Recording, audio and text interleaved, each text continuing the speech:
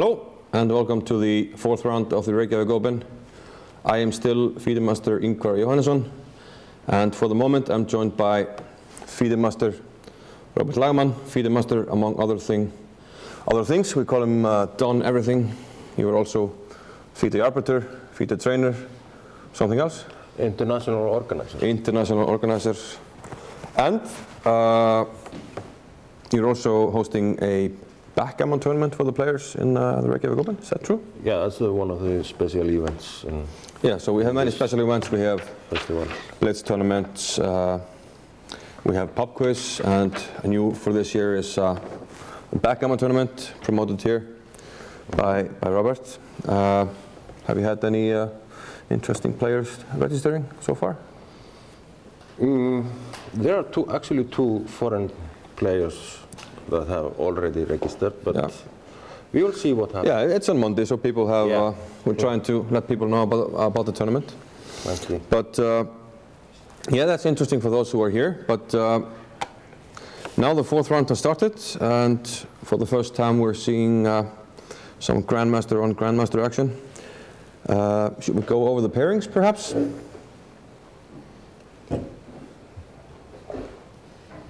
Mm-hmm. Okay, on the top of your screen is actually the second board, and we'll come to that a bit later. So on the second board we have Arjan Tari from Norway, a very talented 16-year-old who's playing against former tournament winner Pavel Elyanov. Then we have the young Nico Georgiadis from Switzerland. He's playing against Erwin Lamy. Georgiadis is being trained by Artur Yusupov, so interesting to watch this. Lars Oskar Hauge, we had him here in the studio yesterday. He won a really nice game against Grandmaster Rasmussen from Denmark, but now he will take on Alexander Fier from Brazil. Alexander Fier, who had a very interesting game yesterday against Mark Asserman. Then we have women Grandmaster Abdul Malik from Kazakhstan. She's taking on local hope Grandmaster Hjörvar Gretarsson. Will be interesting to see what she does there. And then moving on, Christensen against Stopa. We have FIDE Master Daniel Bisbee, who is so far the man of the tournament, beating two very strong Grandmasters yesterday. He will play against Grandmaster Gao. And then we have finally a Grandmaster playing another Grandmaster, David Navarra, who was held to a draw yesterday by Jón Viktor Gunnarsson. He will play against Grandmaster Stefán Kristjánsson, also Icelandic. Then we have Frank McCulmian. He conceded a draw yesterday. He will play Grandmaster Augustsson. And moving down the list, Gwayne Jones, he will play against International Master Gunnarsson. And then we have an American clash, Jakov Norowicz against Daniel Naroditsky. And then actually on the 11th board, and there we have Grandmaster Steingrímsson against Mohamed Yarov. This is actually the first board, but the reason this is appearing on the 11th board is that Grandmaster Steingrímsson is playing on a designated board, and that's because he injured his arm, so his board is a little bit shorter. So he plays on the same board every round. Moving on, we have International Master Björn Þorfinnsson, and he's fresh off a Grandmaster norm, so let's see what he can do here against Gupta from India. Grandelius plays against Pulve, who got a nice draw against Gwayne Jones yesterday. And then we have the legendary Artur Yusupov playing against Björn's brother, Bragi Þorfinnsson. And Erik Hansen playing against Tanya Sakchev. Masih against Hagen. We have Kademal Sherie from Iran playing against Stefansson. Brunello against Welling. And yeah, I think we should move on to some games, see what's going on at the boards. Actually, let's look at a few more pairings. Standings. So, before this round we have 14 players with full house. And yeah, some names you would expect, and of course some unusual names. 3 young Norwegian players, Hauke, Tari and Kristiansen. And then we have a lot of people with 2.5, so well, things should not become clear for a few rounds, definitely. Might be a lot of upsets in this. Yeah, we had a few upsets yesterday, but this calls for also upsets. Yeah, because now we have the rating gap is becoming smaller. So yeah, you can see the pairings. Yeah, that's true. You're also an arbiter in this tournament. Yeah. Can you explain your job? Are you assigned a certain amount of boards, or what happens? Okay, we actually are about 10 arbiters here. For 270 players, roughly? Yeah, that's okay. More or less by the book. I think it's like 1 arbiter per 25 tables. And so what are your duties for those tables? Just to follow complaints, or do you have to? Actually, we are divided to sections, so each arbiter has certain amount of games to control, to watch. But I think the main thing for arbiter is just to be there in case something happens. Yeah, claiming a draw or something. Claiming a draw. Of that kind. Have you had something like this in this tournament so far? A few claims for a draw. A few claims for a draw. 3-fold repetition, but you know, everything has run very smoothly so far. So nobody upset so far? No, not yet. Hello, Vova. It's like a fair. The players are showing very fair play. Fair play, excellent. That's what we like. We're going to move on to some games. How about board number 2, Arjan Tari and Pavel Elyanov. Arjan Tari with the white pieces. He opens up with e4. And we have the open Sicilian. Knight c6, queen c7. Elyanov goes for the Taimanov. That rhymes. Elyanov and Taimanov. Bishop e3, a6, and queen f3, a slightly unusual move. Not the most common. But do you know something about this move, Vova? I just noticed everyone started to play. Yeah, so this is a rather recent trend in this line. So bishop d6. And note that with the queen on d1, say we play something like bishop e2. That's a normal line, yes? But you played queen f3. So this is maybe like a computer? Maybe it's some kind of computer line. Computer line? You know, computer, you know, analyze for the whole night for new moves? Maybe. And sometimes when you put the bishop on d6, you have to watch out for some knight b5 tactics with the queen on d1. But in this case, of course, there's a check on b4. So if you had played a3 and the queen is here, there's always a tactic with knight b5. But in this case, you can safely put the bishop on d6. White took on c6 and long castles.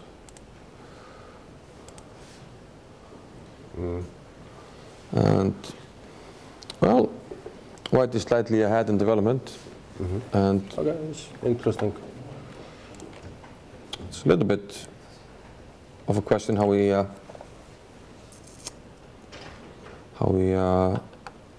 develop this bishop. Still need to get the knight out and then castle. It's a very unbalanced position. And, well, probably Elyanov wants to play for a win if he's playing the Sicilian.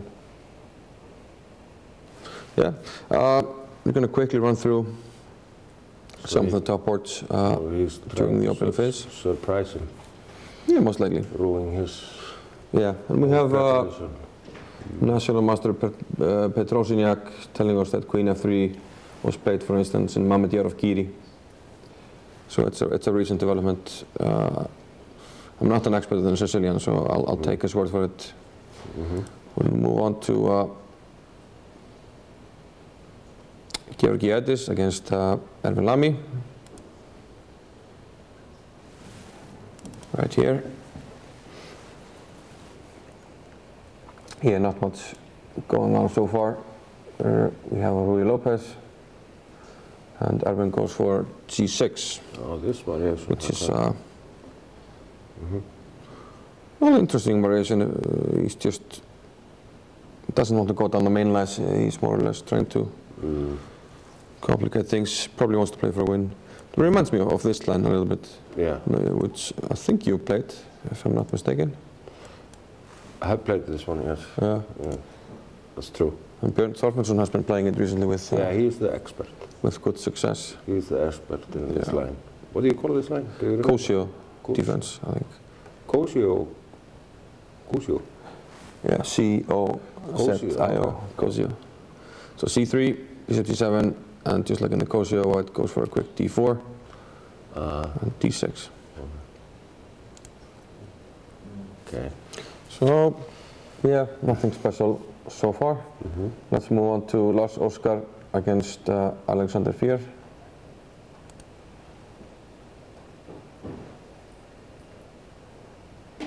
Here he is. And we already have, well, this is not the most common move, B3, but it's played from time to time. I think I played it twice in my career. Is it Bent Larsen variation? Yeah, it's opening. Bent Larsen played this move. Wow. Batur Jobava has played it. Exactly. Nakamura plays it in some perhaps rapid time controls, but he has played it. So it's a good surprise. And yeah, it's, if you don't want to play theoretical lines, then it's a decent option. D6, Decent option. E3, and E5. So okay, these pawns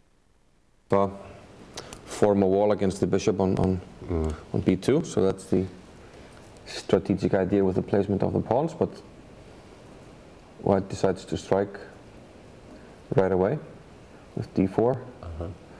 Takes, E4, and this is already taking a very taking on an original character, this position. Definitely. And it wouldn't surprise me that we already have a new position on move 6, a position that hasn't been played before.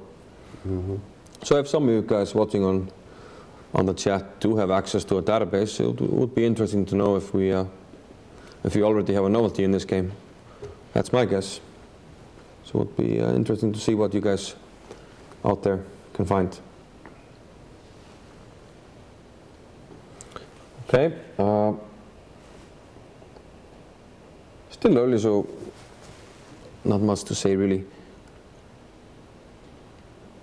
Black is moving a lot of pawns though. I mean, he should get some pieces developed, and he does finally now with his next move, knight f6. Yeah, I guess you can play everything nowadays. Yeah.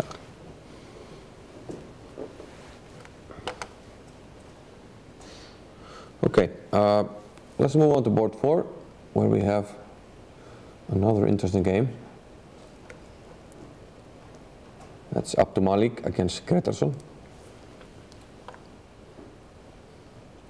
Hjörvar, with a long name, Hjörvar Gretarsson, easy to find. And what's going on here? Hjörvar is perhaps getting advice from our friend Björn Þorfinnsson, playing knight G to E7. It's true. The Cosio defense. And like we said, he had good success with his opening at the recent tournament where he got a Grandmaster norm. So perhaps, you know, he's giving some advice to Hjörvar. C3, D5, and here we have them on the webcam. Hjörvar has used 5 minutes, and the young Abdu Malik has used 10 minutes. After D5, we see knight takes E5 and D takes E4. So pretty sure that Hjörvar is following his preparation so far. Must be. Yeah. I don't know, this looks a little bit like a mixture of the Ponciani and the Jenis gambit, except the pawn would be on F5.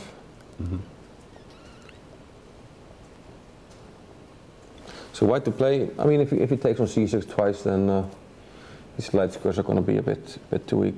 Too weak. It would be, perhaps to newer players, it would look like we're giving black double pawns, and that should be an accomplishment. But more importantly, black has the bishop here.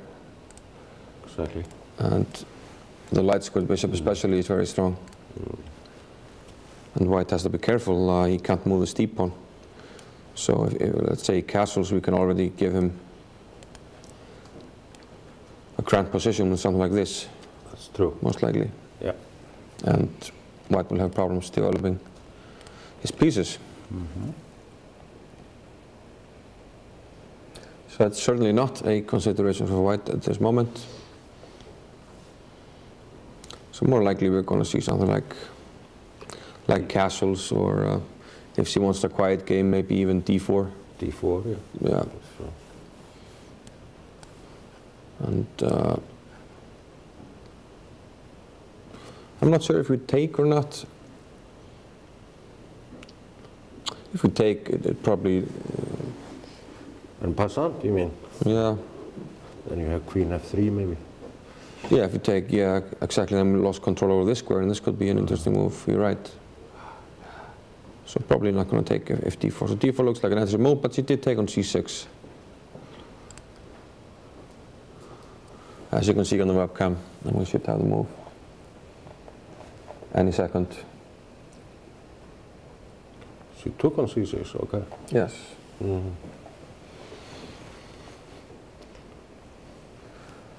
And Fiona will for sure take back with a knight. Makes sense to open up for the bishop.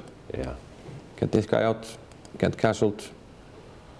Don't mess around. Okay, let's quickly move through the opening moves of the game so we can see if anything interesting is going on.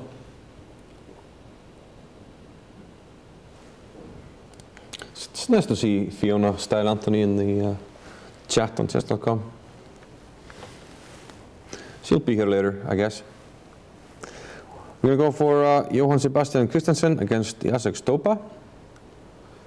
That's board, well, it's board 6, isn't it? Should I refer to the actual board or the pairings, Peter? Doesn't matter. Doesn't matter.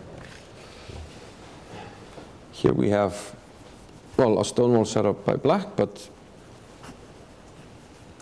white doesn't have his pawn on d4.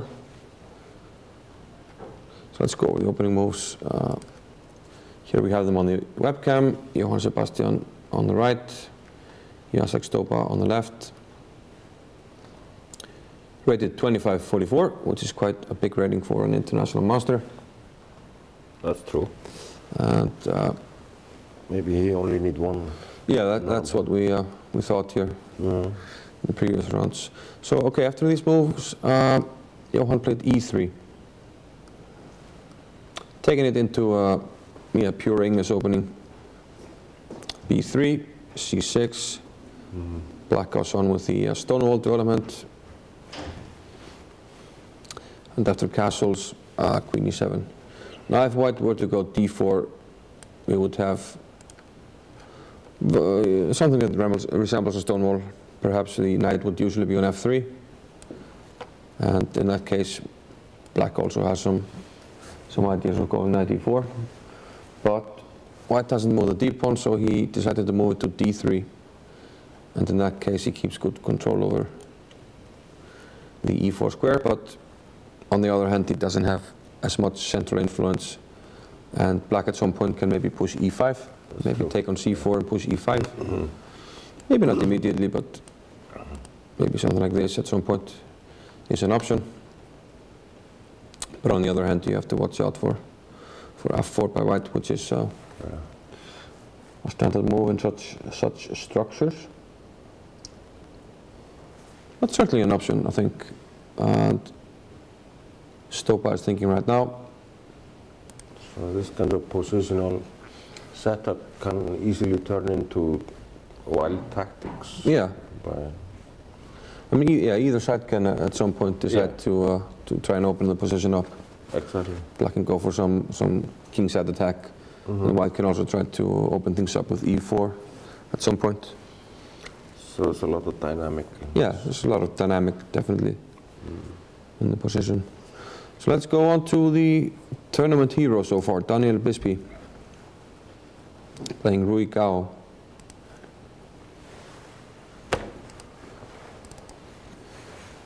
Team Bisbee. So we have d4, knight f6, and I think we're going to have a Nimso Indian. The e3, the Rubinstein variation. Here we see them on the webcam. Rui Gao wearing his customary Chelsea shirt, but unfortunately they lost yesterday, so we have to see how that affects his mood. Will he be sad or will he be fighting? I don't know, remains to be seen. So let's see some moves, castles, bishop d3, standard opening moves in the Nimso Indian. And we quickly arrive at an isolated pawn position, which we've had before in this tournament, and queen e2. So white wants to try and generate dynamic play with his pieces. Most likely he will place the bishop on g5.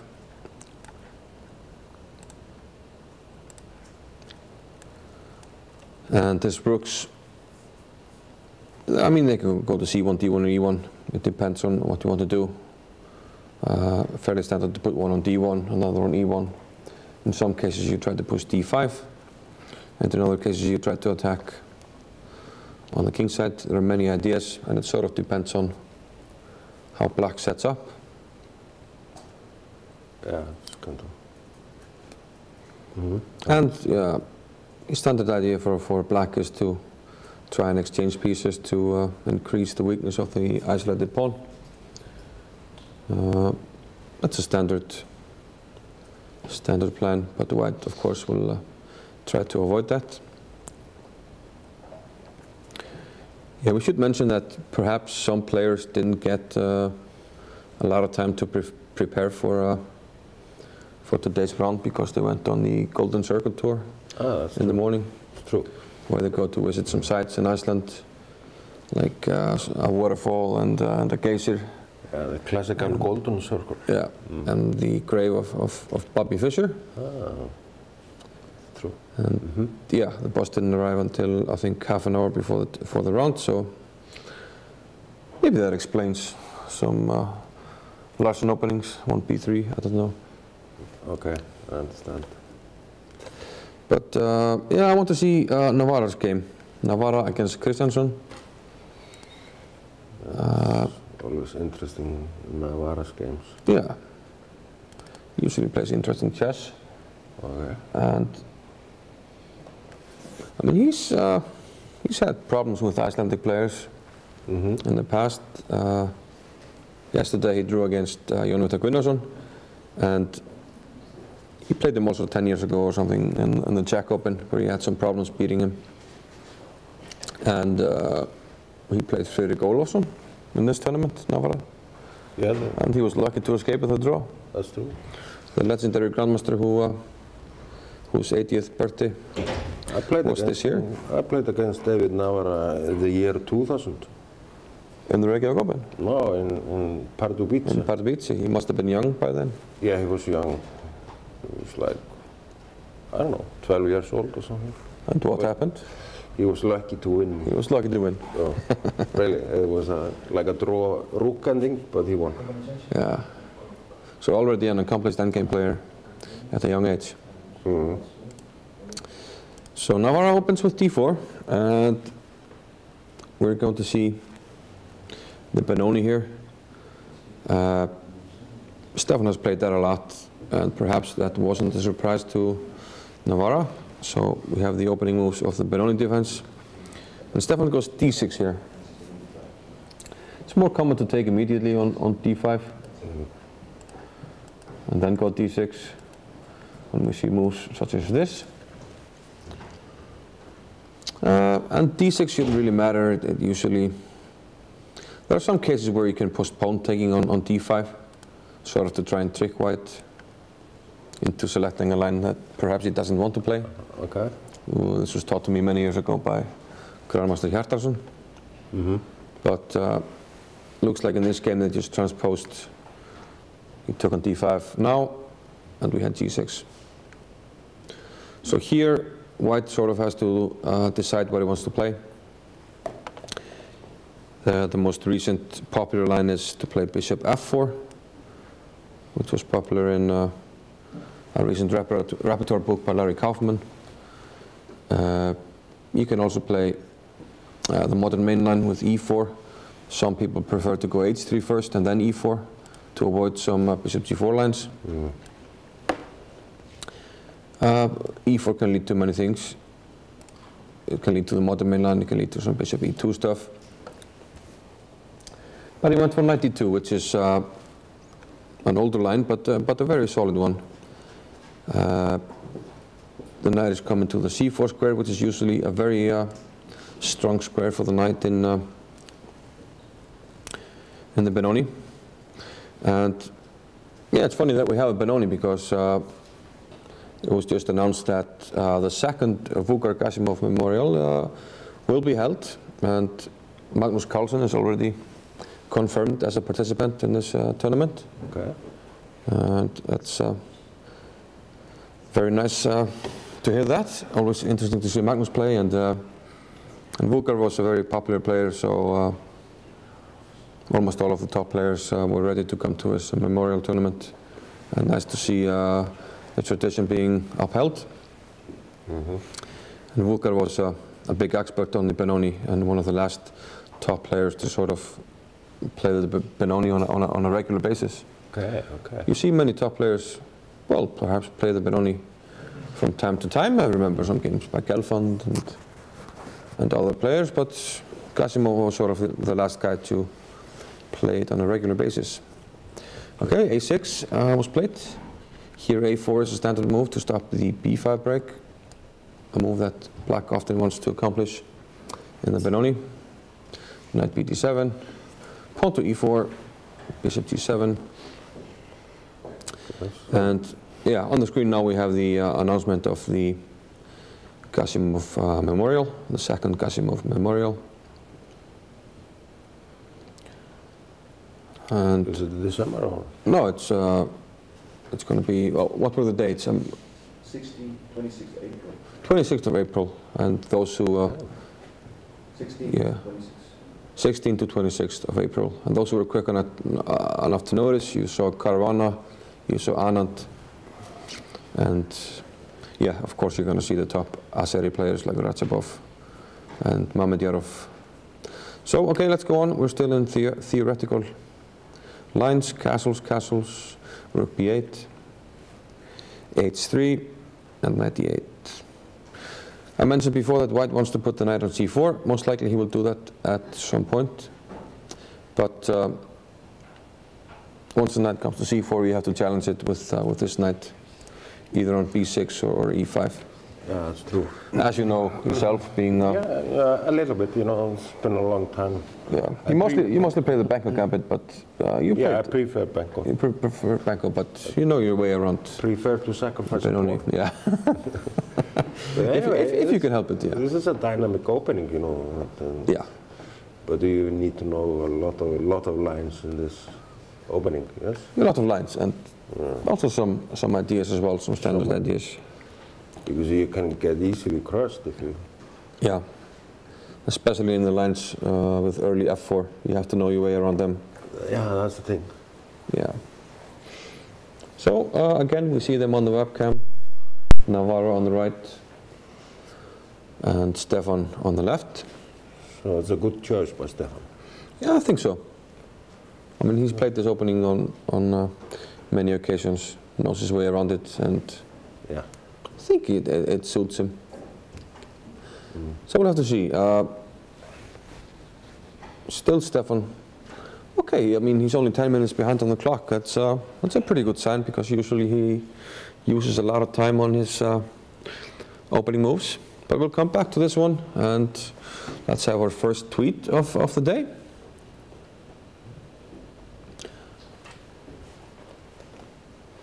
I don't think it's this one. Yeah.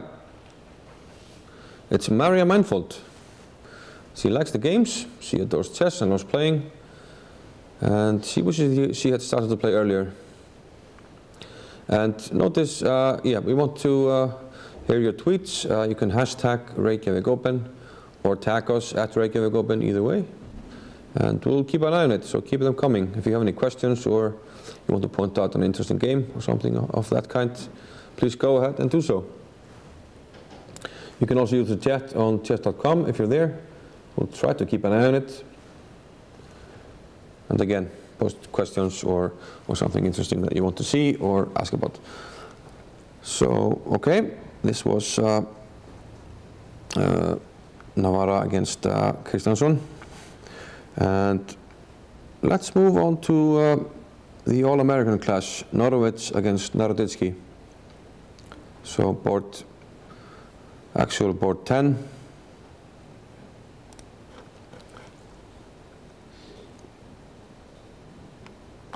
Let's see, is it not on the list? Yes, it is. Yeah, so Norwich, yeah, he likes to come here. Third year in a row. He's one of the strongest online blitz players around. Plays a lot of blitz and bullet online, especially on chess.com. Those in the chat, you might have seen him as Yakov N and then on the live chess. And he did score an IM norm here 3 years ago. And he's playing the very strong Daniel Naroditsky. He's rated 26-33, a very strong young player. And he wrote the chess book on positional play when he was, I believe, 14 or 15 years old still. Is that true? Yeah. Oh. Okay. So he's a very strong player, 23. So we have, okay, more or less a Meron. White can sort of, he can go g3 or develop the bishop the other way. Still rather quiet. I was expecting more fireworks at this point, but we'll keep an eye on it. And let's go to the top seed, Shak Mamedyarov. And already looks like we have an interesting position. Let's have a look. We're going back to the first moves. And like I said before, this is actually the top seed and the top board, but they're playing on board 11 because of the designated board of Steingrímsson, which you saw on the screen above you, and we mentioned earlier in the broadcast. So Steingrímsson opened with d4. That's his usual choice. Have you played against Héðinn Steingrímsson? Few times. Tournament game? Few times. Especially in the past. Yeah. Have you managed to beat him? We made a few draws. Yeah. Yeah, he was very strong as a young player. He was world junior champion, I think, under 12. But then he stopped playing for many years, was studying computer science, but then started playing again. Yeah, he actually started to play when I stopped to play. Oh, okay. Maybe he thought he had chances, was afraid. Yeah. Didn't want to lose against Don Everything, Robert Lagerman. So he thought it was safe to start again. One man, one decision. So here Shak is playing the modern g6 and d6. And White sort of has a choice. He can play with knight c3 here, when we will have a pure modern, or Black can go for a pirk with knight f6, or stay in modern with bishop g7. But he decided to go for c4, and sort of wants to direct it to a king's Indian. But the difference is that Black hasn't played knight f6, so once he plays bishop g7, maybe he has ideas to play e5 and develop the knight another way on e7, because usually in the structure we want to go f5 at some point. So that's one difference. Maybe it's not always good, but it's one idea. Knight c3 was played. Knight c6, attacking the pawn on d4. And he then decided to advance the pawn And, well, maybe he doesn't have great options. This blocks in your bishop. It's still an okay development. It's sort of like a same-ish if you go like this. And something like this is normal with f3, I guess. But if you go knight f3, then maybe the pin is annoying. And, okay, he played d5. We see knight e5. f4, sort of provocative. He allows him to develop some pawns here. But it's like a 4-pawn attack. yeah, it's like a 4-pawn attack, but black is moving the knight now for the fourth time, right? Knight c6 to e5 to d7 to c5. So it's a bit provocative. Knight f2, protecting the center. e5, bishop e2. He allows this to stand. He takes f4, bishop takes f4, knight f6. Okay, white could probably castle, which is a safe move, but he goes for e5. And probably the computers will like this a little bit for white. I mean, he has better development and some space advantage. But Mamedjarov, he likes to play active chess and sort of provocative. That's true. Don't let his opponent, you know, think he's doing something, but then he's very creative and finds ways. We're going to jump over to Gwaine Jones's game, which we're being told could be potentially very interesting. Aha! Aha! This is a system that Jón Viktor likes to play. So c4, c5, Gwaine with the white pieces. And we see some standard opening moves, symmetrical English, and Jón Viktor goes d6, castles, and puts the bishop on f5. Sort of one of his pet lines. I saw him play it in his last tournament, the Reykjavik City Championship, which he won. And after d3, the idea is simply queen d7, and black wants to go for the standard bishop h3. And it's sort of some ideas borrowed from the dragon, right? You go bishop h3 and then you go h5, colors reversed, bishop h3 and then h5. Exactly. You just want to attack h4.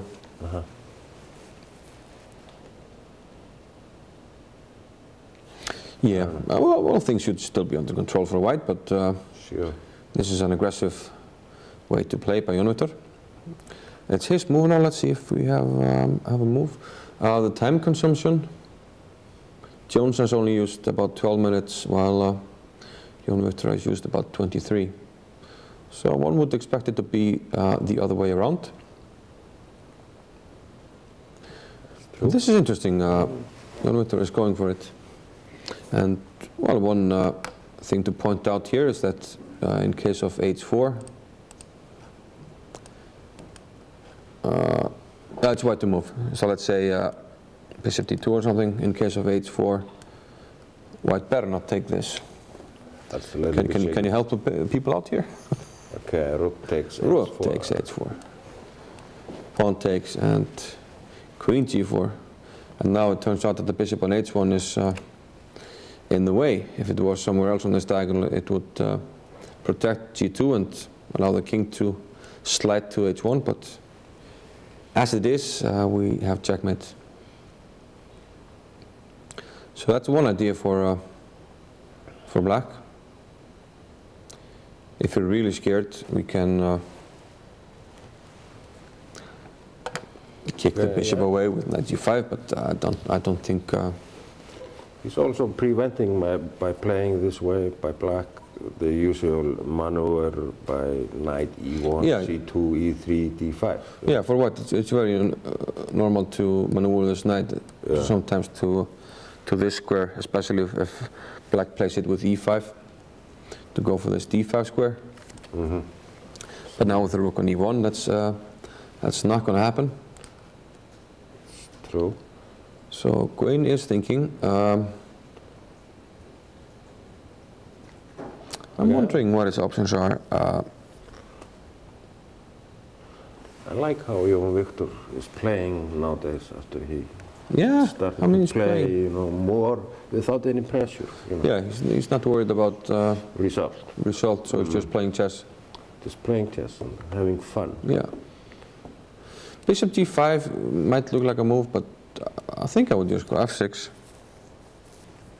And then we can play h4. We want to attack anyway, right? Mm-hmm. So white needs to find a move here.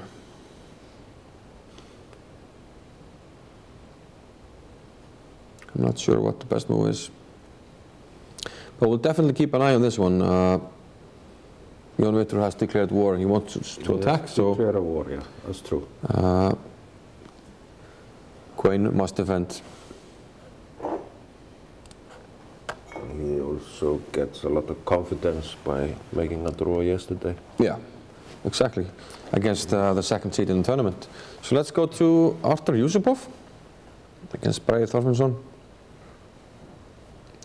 Artur is known to play some quiet lines like with Collie or stuff like this, but looks like we're going to have something more normal this time around. After f5 he goes g3.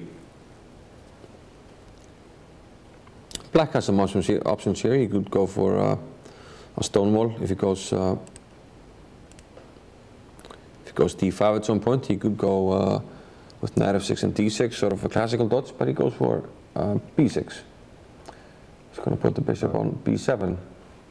But after he strikes with d5, figuring that the knight on f6 should have prevented this, so he plays the pawn to d5. And this, of course, cannot be captured because of the double attack. Attacking this and attacking the pawn. Mm-hmm. So Bragi plays bishop d6, bishop to g2, bishop e7 and c4. And yeah, I've seen this kind of line before. I mean, black's going to play knight f6, castle, and sometimes the knight, well, it sort of has to enter like this at some point, because it's a bit blocked in by the pawns, its own and white's.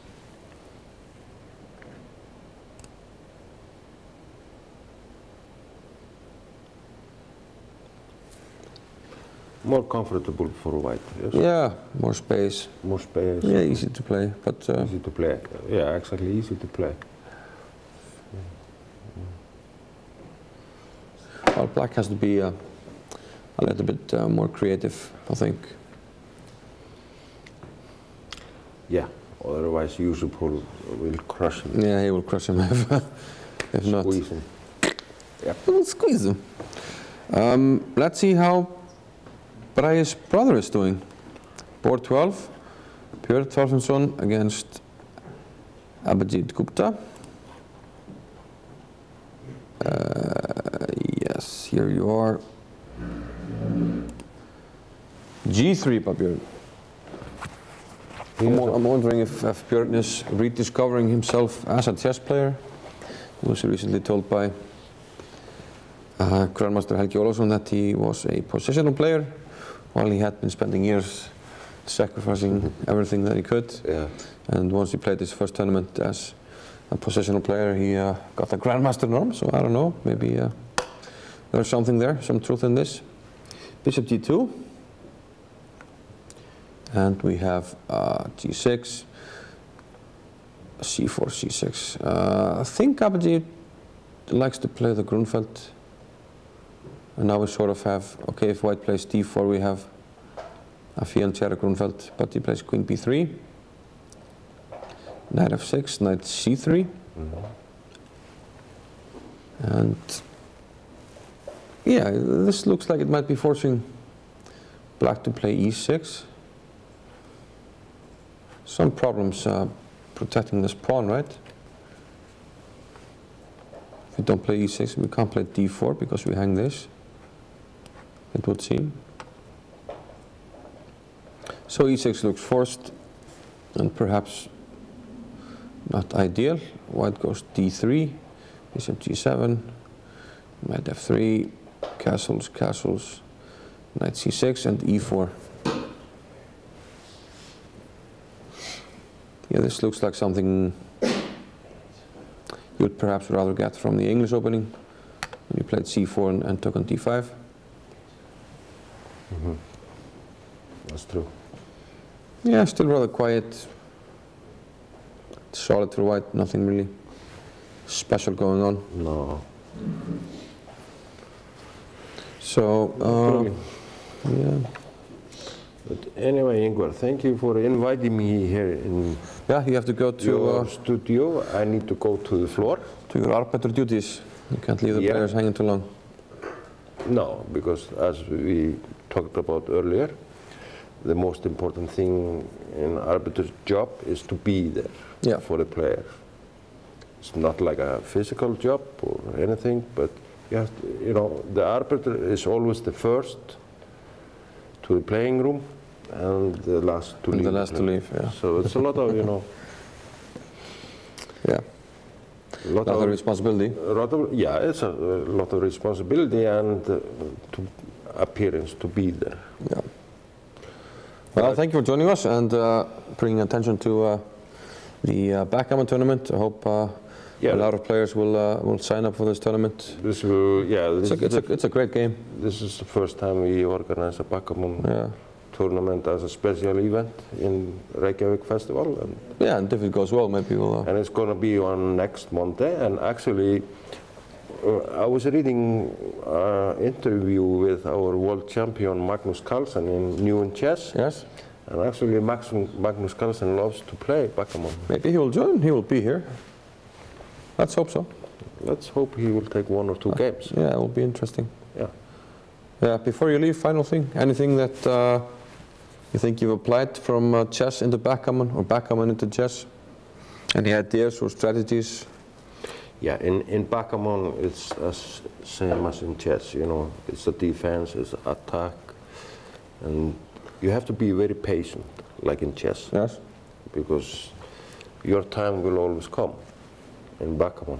But of course, it's a luck factor by rolling the dice. But we also have a opening theory and everything in backgammon, and it's a very complex game. It's also a big strategical game like chess, Yeah, and an interesting one. and you can, you know, choose like attacking play or positional play and things like that. And it's a very old game. It's 5,000 years old. Yeah. It's a very interesting game. I've yet to master it. I've tried to play it, but I'm not very good. But I like to play it. It's easy to learn. It takes you 5 minutes to learn how the pieces goes, but And lifetime to master. exactly, you took the word right out. I'm sorry, man. No problem, amigo. No problem, amigo. Okay, thanks for joining. Thank you again. I'll see you later. See you later.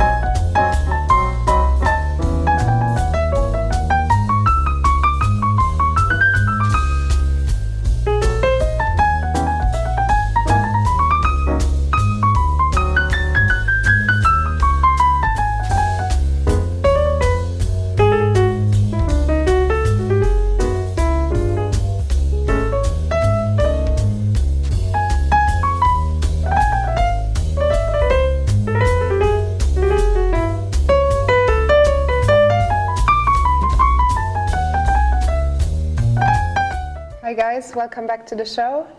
I just replaced Robert, who was kind enough to join us on the show, tell us a bit about the backgammon tournament, tell us a bit about his arbiter duties. Yeah. So can you fill me in about what's been happening today?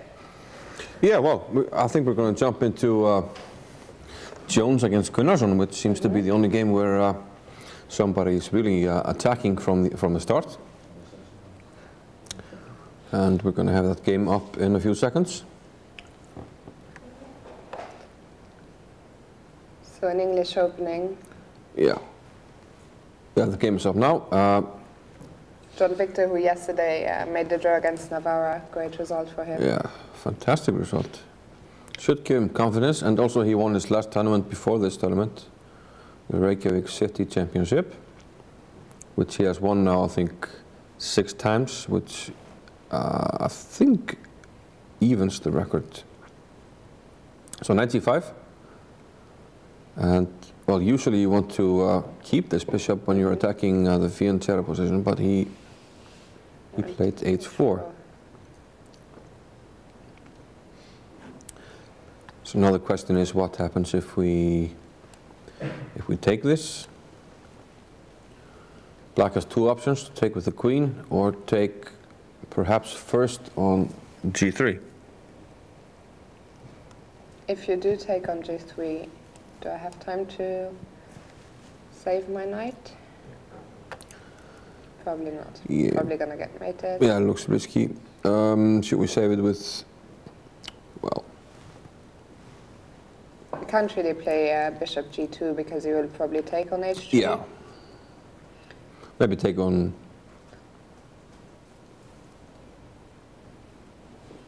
We will take somewhere for sure. Yeah.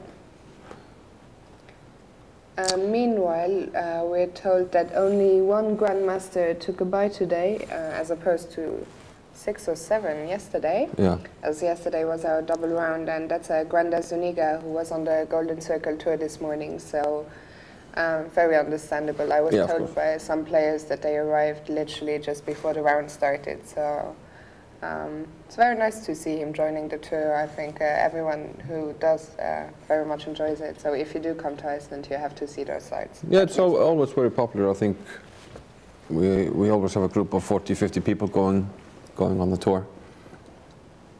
So it looks really dangerous to take on h3 because of perhaps h takes g3. And okay, while we're not getting mated immediately, it does look dangerous. Yeah.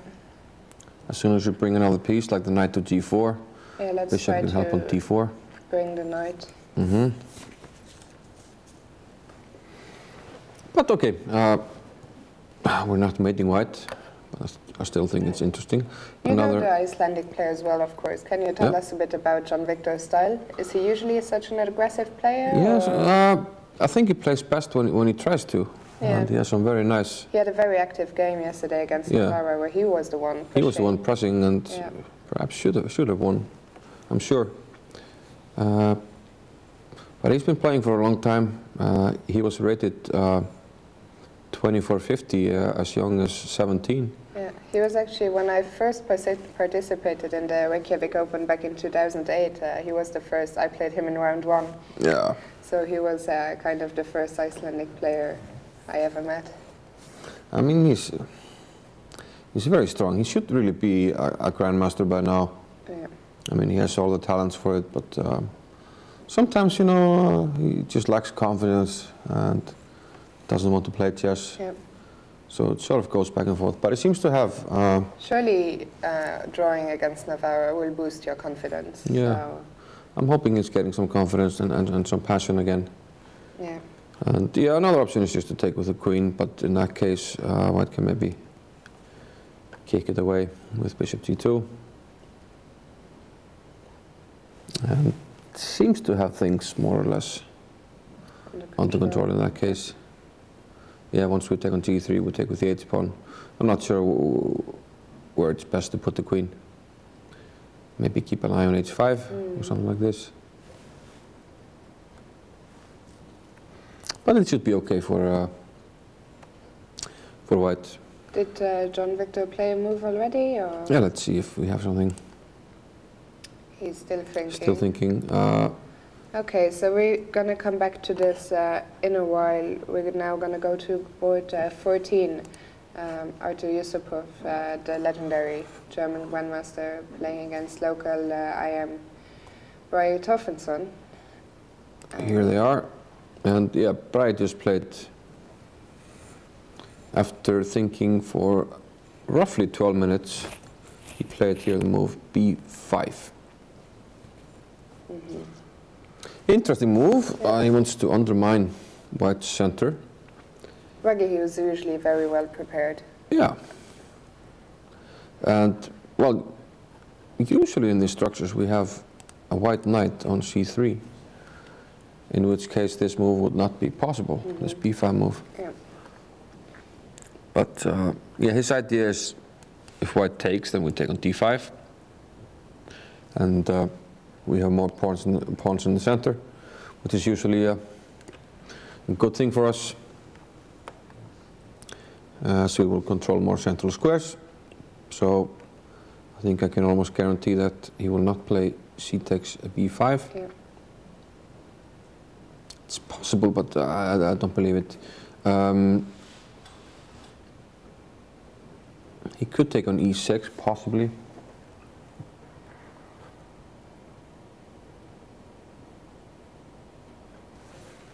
Like pawn takes e6, what's going on there? You know, Yusupov is already down to under an hour on the clock. I guess that's already... He thought a lot yesterday success, in his third round game. Because I think the problem when you're playing the kind of a kind of player like Artur Yusupov is that they tend to know absolutely everything. So it's rather difficult to I think get them thinking in the opening or surprise them. Yeah, Bragi was definitely trying to surprise him. He played very unusual in the opening. Okay, he can take on e6 and take on b5, and for the moment, black has sacrificed the pawn. But for this, yeah, he would have some control. I mean, he has the strong bishop, and he wants to play knight f6, which can jump to d5 or e4, which can't be kicked away immediately by a pawn. So, I mean, I guess he's looking for some active play against Artur, trying to also press him on the clock. Maybe he noticed yesterday that he uses a lot of time. That's always a consideration. Let's update the clock. Okay, he castled. He just ignored it. Interesting. Now. So what now for black? Yeah. Okay, if you take on d5, then b5 is kind of a useless move. You would rather have the pawn on b6 probably. So the consistent move is to take on c4. We have I am a spinner tap in the chat wondering whether it's not a bit weird to put your bishop on d6 in this position. Yeah, of course it is, but I guess Bragi was trying to be creative, and I guess the point, if you go back, of having the bishop on d6 is once white takes on e6, you don't have to allow queen takes d6 with d8, which would compromise your castling. Yeah. Okay, so shall we come back to that one a bit later? Yeah. I was wondering if we could go to a game of a player who has many fans out there, and that's Tanya Sachdev from India, who I think made it to the live boards for the first time this afternoon. She was one of the players who took a bye yesterday afternoon. Oh, she did? She was on 2 out of 2, and I spoke with the coach of the Indian players last night, asking him why Tanya and Abhijit had taken a bye, and he said Abhijit was not feeling too well yesterday morning, so that was his reason. He seems a lot better today, so there's nothing to worry there. And Tanya, he said, just does not like to play 2 rounds a day, which is very understandable. I hope he's okay, but I mean, he can take one day off. He's playing my friend Bragi. No, Björn. Yeah. So he can lose today and then be okay. I don't mind. Yeah. I don't mind. So Tanya, she's facing Canadian. Eric Hansen. Yeah, with the black pieces. Who's here for the 2nd year in a row. Had a good tournament last year. He also plays a bit on chess.com. This is a strong player. D3. Yeah, sort of a delayed exchange variation. He didn't take immediately on C6. He took after A6 going bishop A4. And the idea of delaying this is to, well, sort of do this after the knight comes to F6 or the bishop on E7 to sort of limit the options for black, so he can't choose certain variations that are good against the exchange variation. For instance, if we take immediately after A6, like castles, maybe there's one line where black goes here and I can't remember, okay, H3, H5 at some point, and now you can play. Black has many different options. Different options, but like here, one of the main moves is Queen F6, but this is no longer possible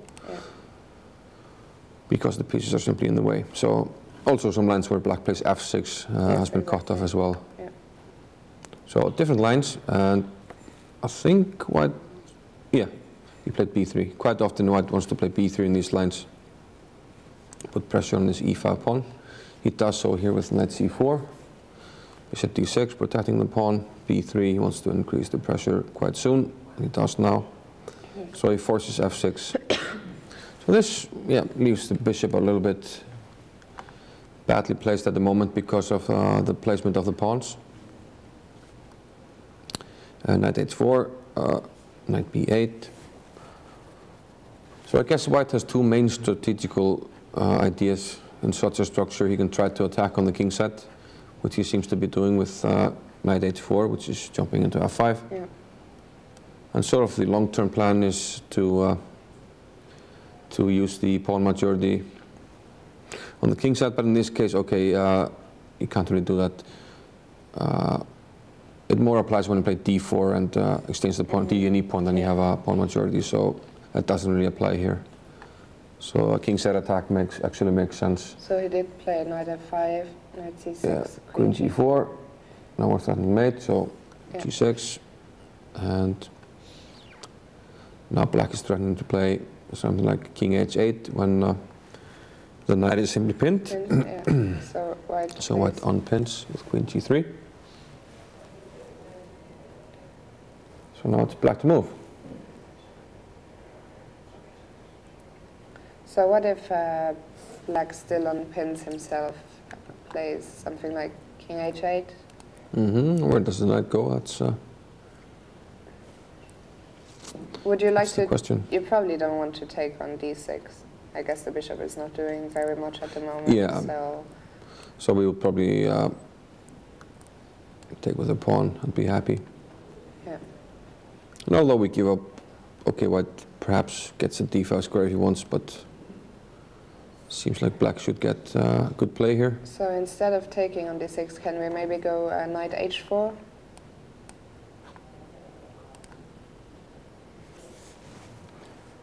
Yeah.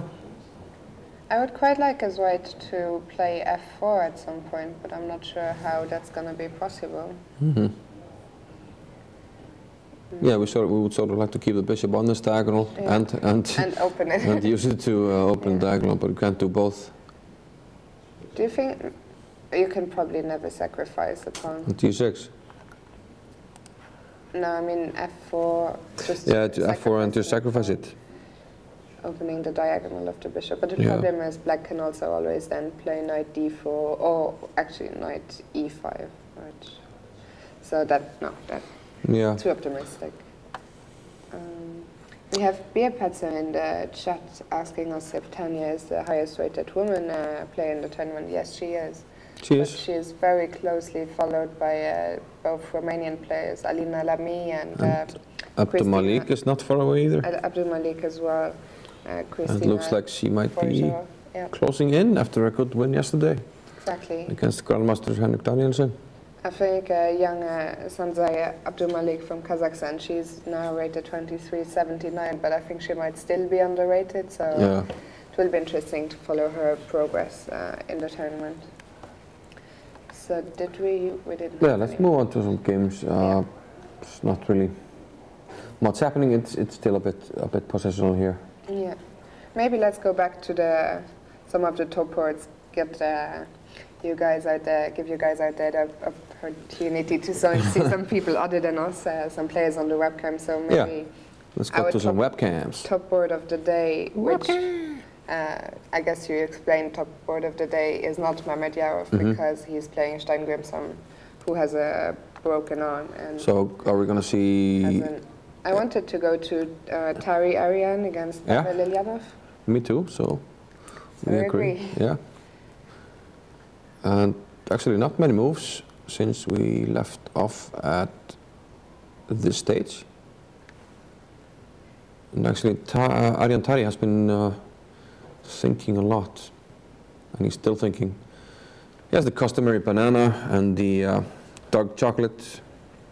Took his watch off, sort of like Kaspar used to do. Very important. No, doesn't matter. But the banana could be very important. So rook b8 makes sense. Open file, and we'll have open file, and which you can attack the white king. So it makes a lot of sense. Bishop d4, pawn g7 is attacked. So knight f6 defends it.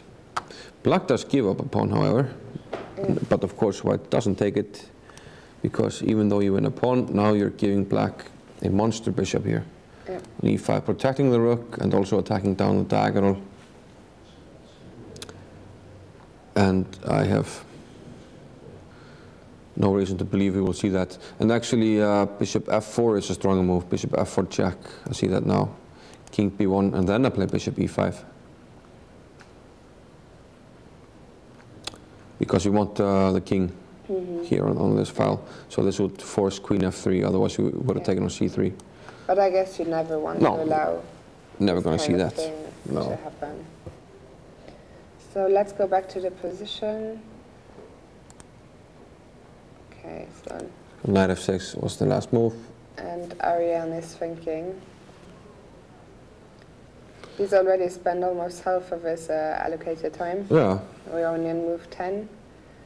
So probably some surprise there at some point in the opening, because young Arian, he's usually a very well prepared player. Yeah, exactly. As these young guys tend to be. Still black.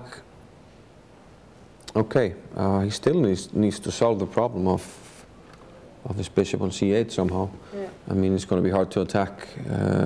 If at some point you either castle or play king e7 or something, you want to get your rook over to the queen side, but the bishop is going to be in the way.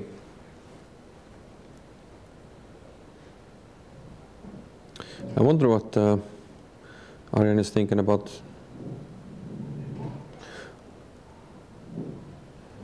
It's difficult to find a plan. I'm not sure what the best plan here is for white. What are you going to do with the bishop on f1? Maybe, but it's tricky though, yeah.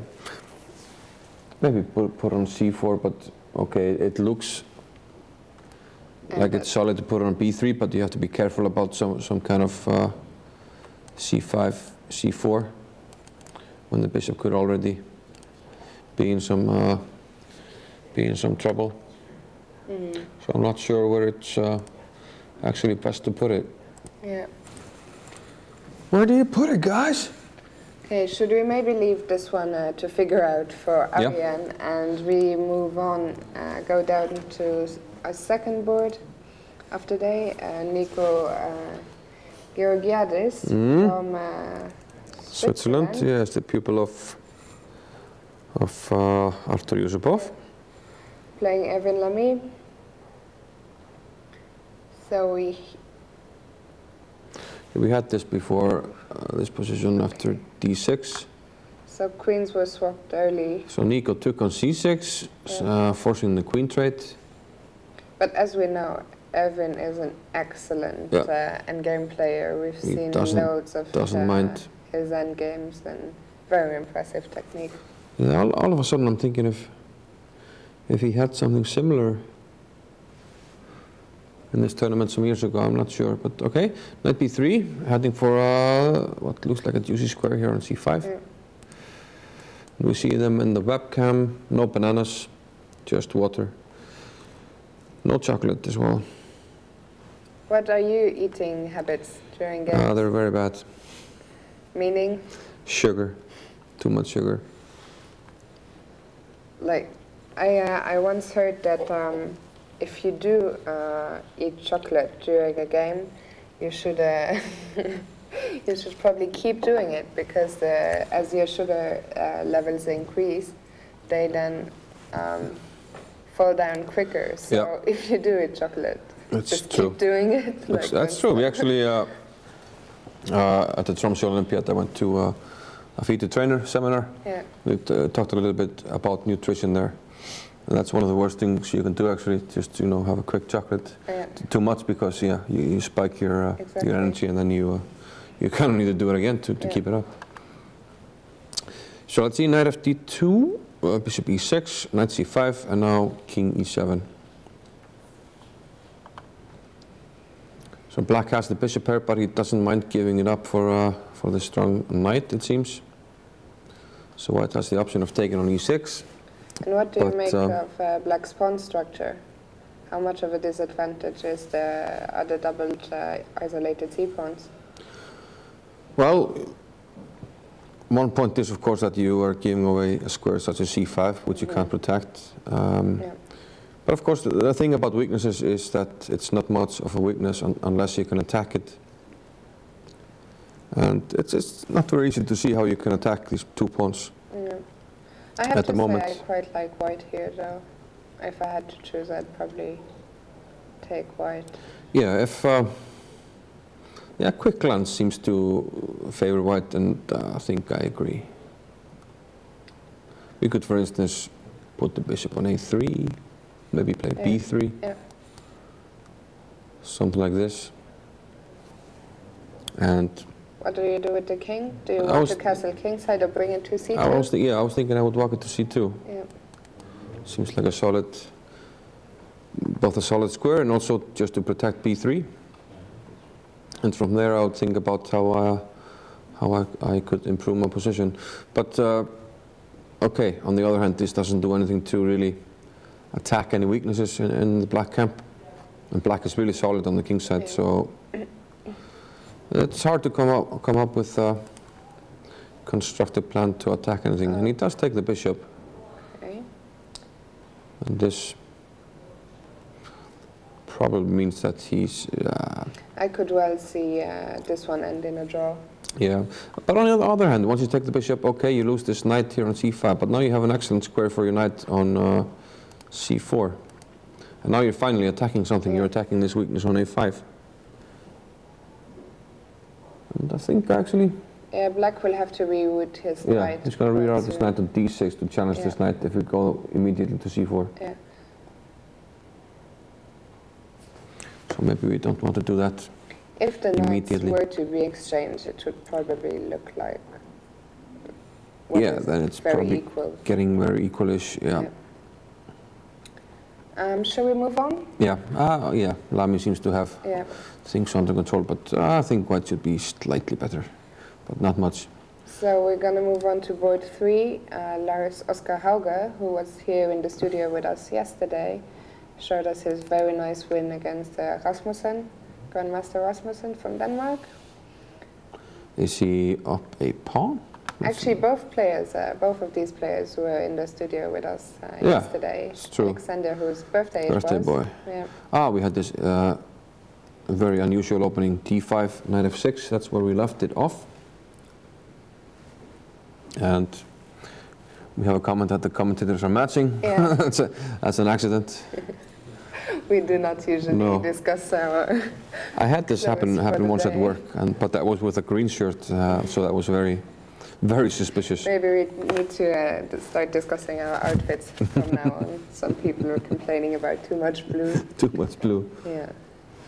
Okay, so knight c3. Maybe you can strip... To the pink shirt? Yeah. I could. Strip down to the pink shirt. Okay. I need some money for that, so we'll see. What's happened here? Queen b6. Bishop b5 check, developing with check, forcing black to react to that. Bishop takes d7, knight b takes d7. We're happy to welcome the #1 atheist in Iceland to the studio. Welcome. Queen E2, Bishop E7, white castled on the queen side. And it looks like white simply won this pawn on E4.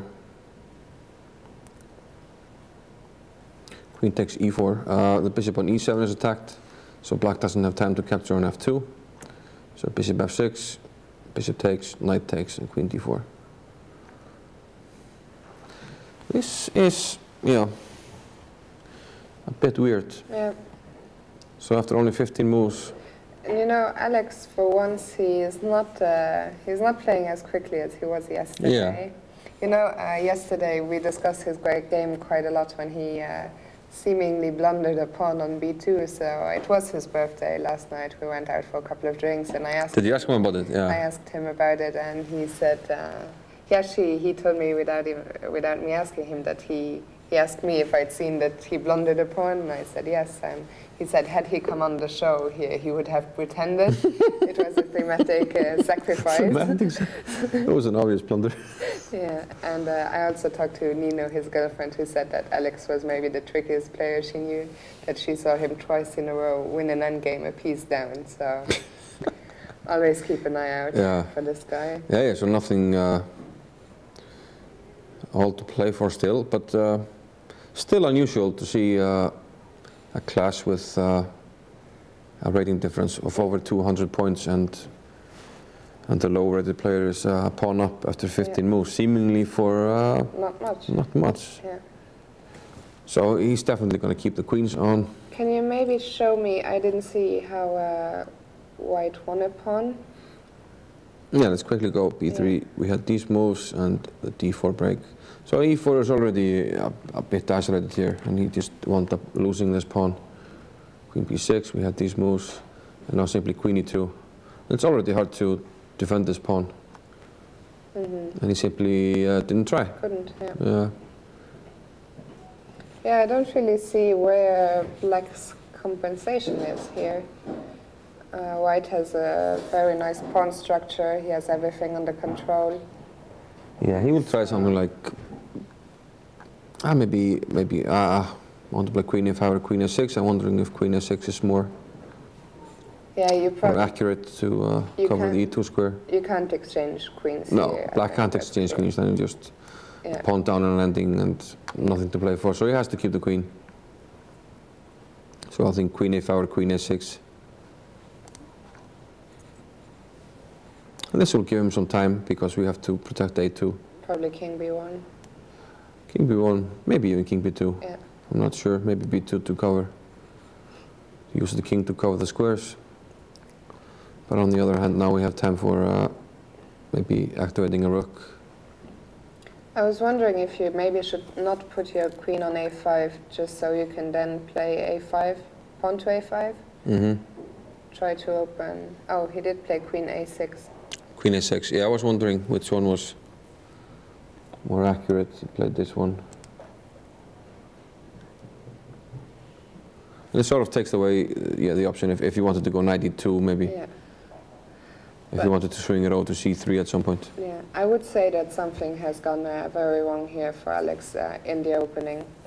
Yeah. I don't want to be down a pawn for such little or maybe no compensation. So. Yeah.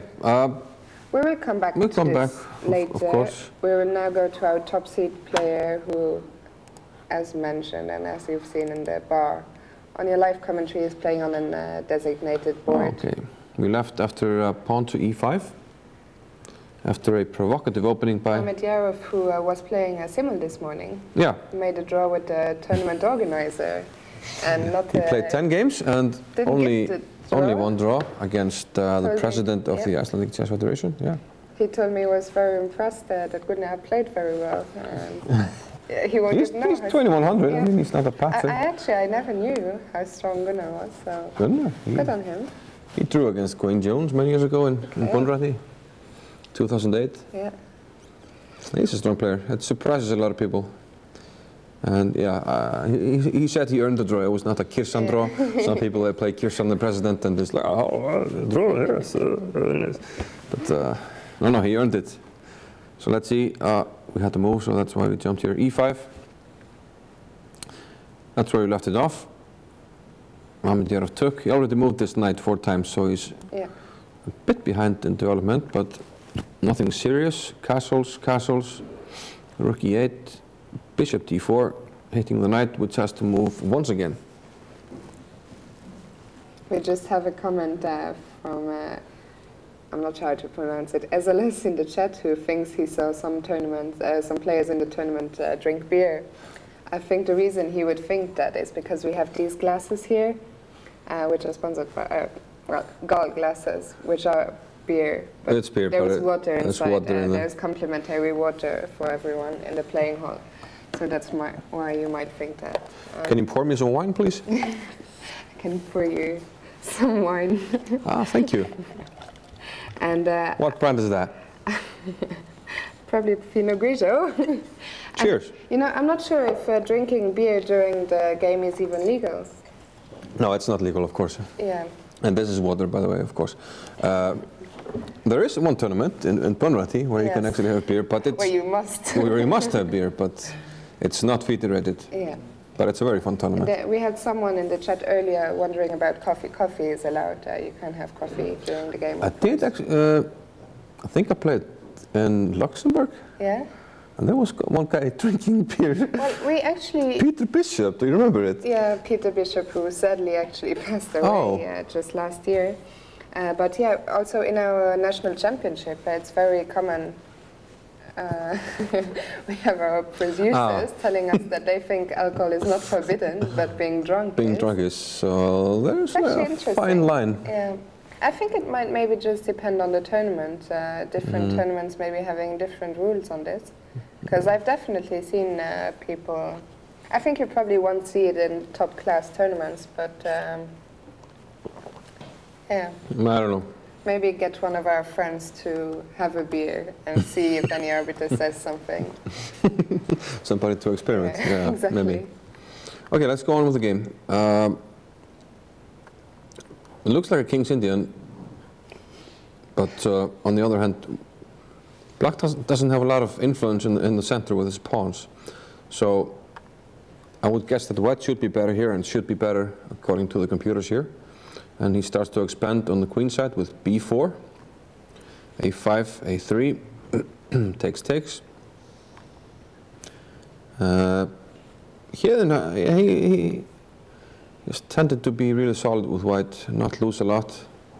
And I like his position so far. Let's see, c5. Trying finally to get some influence in the center of the board. Pawn takes c5. And now we see some tactics, perhaps. Knight takes e5. The point is, yeah, he took with c5, but now knight d7. And if you address this guy, then he's going to take on e2. And we have a pin here on the queen. So the knight can't retake the bishop. So I played bishop d6. And now he takes on e2. Here then on pins, and Mamedyarov again has been playing very quickly. Should be solid. Yeah, he seems to be aware of the time trouble issues of Steingrímsson. Maybe that's why he played this provocative opening.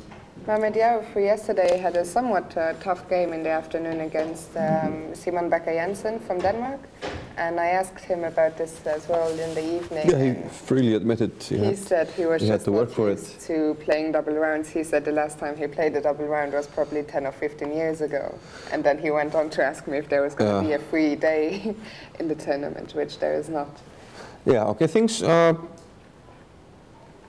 okay, it's a dynamic position still. And I think we should jump over to Hjörvar Gretarsson. Yeah, I hear that there might be some... Playing against Sanjaya Abdulmalik. Some developments in that game.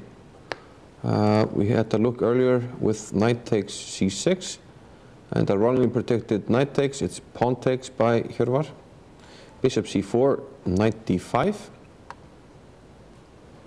So already Black has nice free development for both of his bishops. They can both jump out freely. Queen e2, bishop e6, and he's sacrificing a pawn, but he does have a pretty big lead in development right now. Yep. Bishop takes b5, d5, pawn takes d5, queen back to f3, black castles. And this could be dangerous for white. Yeah. This is only one pawn, and white is well behind in development. Yeah. This one is well posted to meet the short castle, which looks kind of forced, and this guy is also ready. Sort of waiting in the wings. d4, queen h4, and now we can't castle, so we have to prepare it with h3. Can't castle, obviously, because there's mate on Yeah. h2.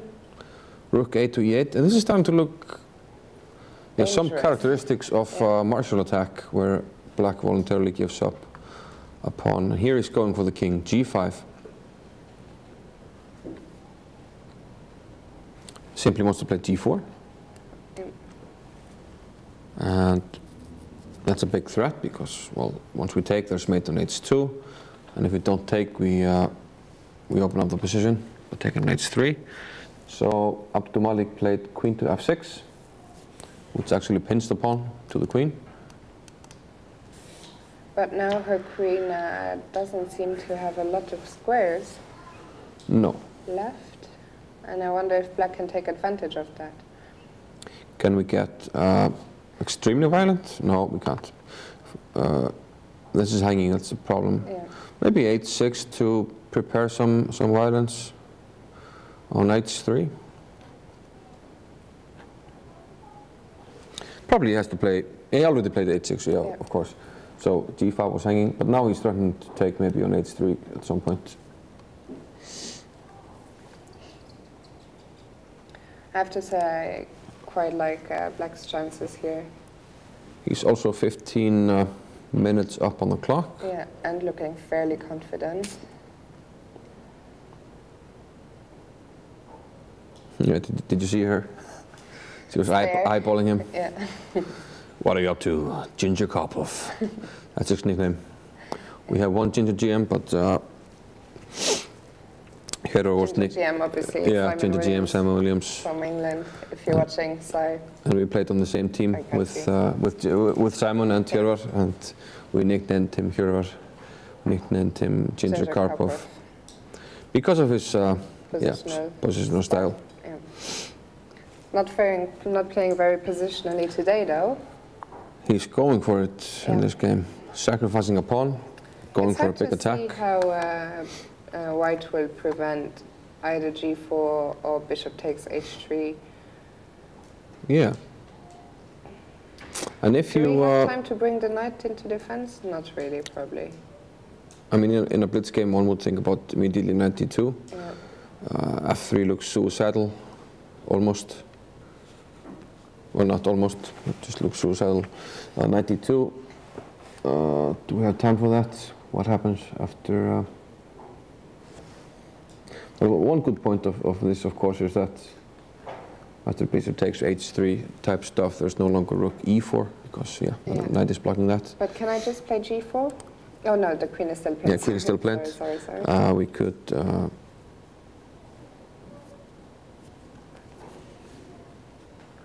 But can we still take on h3? Take on h3.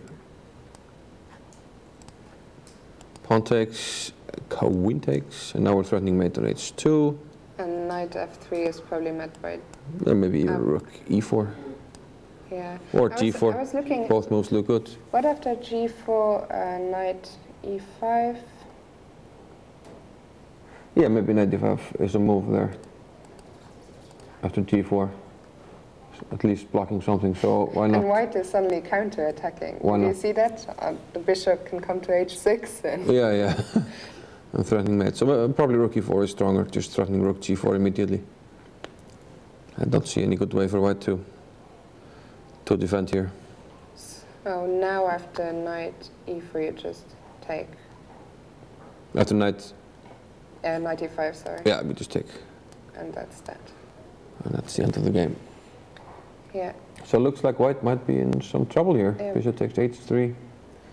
It's a strong threat, and if we go back with the queen, let's go here, back with the queen, and now we can play g4. We have someone asking us, what about the crazy move f4 here, which is probably instead of... Yeah, instead of knight e2, f4. still think we can take on h3. And there's no time to take back because queen check, and then we bring the rook. We can even start by taking, doesn't matter. And then we bring the rook to e2, which should end the game. So probably f4 doesn't work unless we have some... too crazy. Yeah. Unless we have some tricky move here instead of taking the bishop. But it doesn't look good. Yeah, we have Gamers Indo telling us something went wrong in Abdul Malik's game, and I tend to agree with that. I don't see her, I cannot see her surviving here. No, it looks like... Yeah, just a lesson in development. You have to get your pieces developed, and White hasn't done that so far. So we will come back to this later. We will now go down to board 9. Let's see how... Gawain Jones with the white pieces. See how Jonathan Gunnarsson is getting on with his attack. We left after knight g5, h4, and now Gawain played knight to d5. Preparing to bring this knight closer to the king side, where all the action is happening. Knight f4 can be a strong move in some cases to defend. Jonathan took on g3.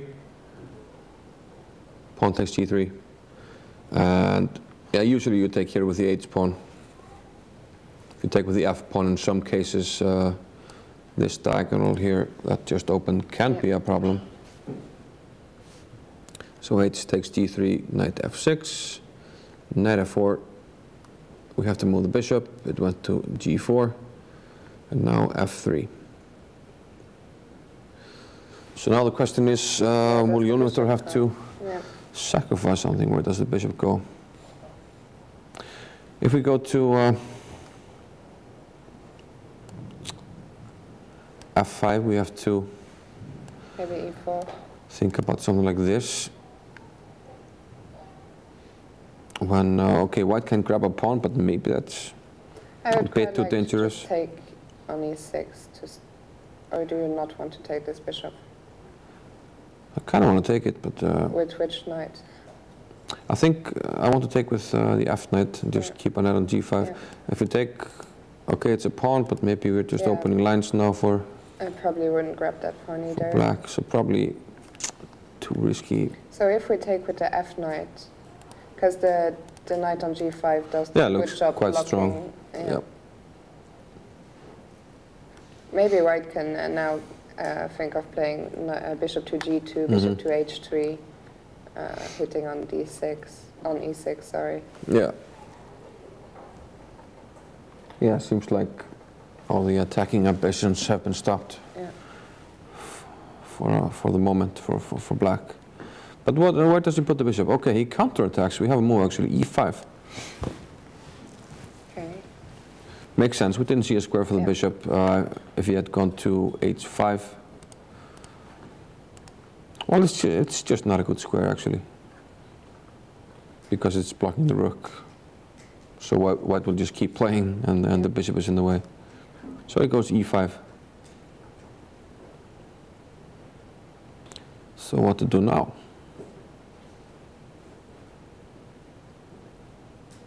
The knight doesn't really have a lot of good retreating squares. No. Could go back to d5. G2 doesn't make a lot of sense. Could potentially go back to d5. And Black can't take on d5 now because then two pieces will be hanging in this line, which we can't save both at the same time. So most likely again we would have to move the bishop. But now the situation is a little bit different, because now we have perhaps the potential of bringing the queen over to the h file if White is exchanging too many stuff. Yep. We might take with the pawn. Put the queen on h7.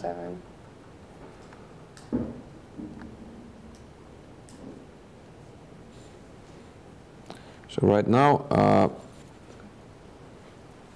after e5, Gawain is currently thinking, and he has 50 minutes left. Unitor 42. You see the tournament hall now on your screen.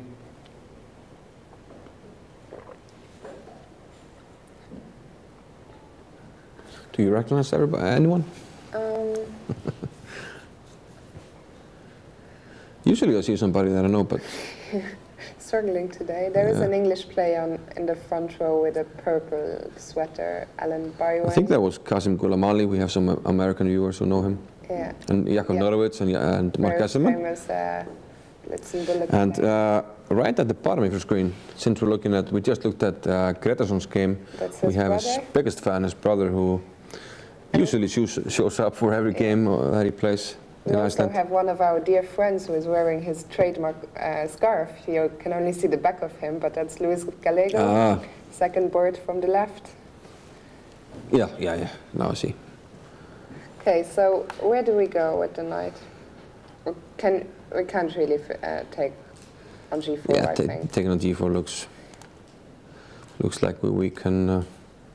the position too much. Black will be able to take on g4 next move. Could Black take on g4 before taking Instead of taking on, yeah, that's also an option actually. Take with the queen on g4 and now the knight on g5 is hanging and the pawn on g3. So this is looking... doesn't look like an option, so e5. So does white maybe have to go knight d5? Or I can't really see white playing knight g2. Or can he... Yeah, knight g2, maybe put on e3, he could block the position from h4 after going to g2. Yeah, maybe, yeah. But I kind of don't like it. I think he will go knight d5. It's more in Queen Jones style to be active, I think. Yeah. So that's what I think. So very double-edged position here. Shall we get back to this? Yeah, we'll keep an eye on this. Maybe go to Dan Bisbee, who beat 2 GMs in a row yesterday. Yeah. Beat Sergei Movsesyan in the morning and Axel Rumbaldoni in the afternoon. And we're hoping that he will be able to avoid what happened last year. He also started with 3 out of 3 and lost 3 games in a row. So what happened? We had this position, bishop b7. Standard isolated queen pawn position out of the Nimzo Indian. Knight b to d7. We had the rook a to c1. Already talked about this. Standard moves, knight e5. And here there Gao you see the Chinese player in his Chelsea jacket. Doesn't seem too bothered by the fact, or at least it didn't make him change his outfit, the fact that Chelsea lost to PSG last night. Yeah. Shouldn't bring him luck at this point. No, probably not. h6, knight takes d7, which forces queen takes d7, because otherwise we just take on f8, we win material, so queen takes d7. But now the structure on the king side has been damaged, but is that an issue? I'm not sure.